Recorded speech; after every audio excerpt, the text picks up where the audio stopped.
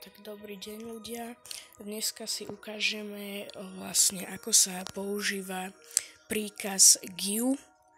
Vlastne to vám vy napíšete lomeno give niečo, čo chcete a tú vec vám to dá do inventára. Najprv ale musíme mať zapnuté v nastaveniach podvádzanie aktivované, inak nám to nepôjde. Dobre. Otvoríme si chat,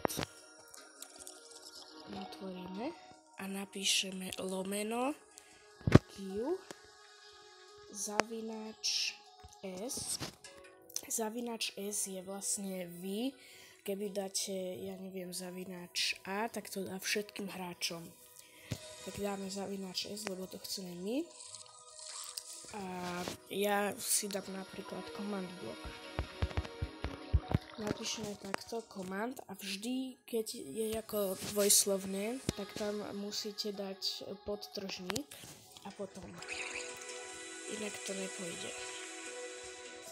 Dáte a máte command block napríklad. Dobre.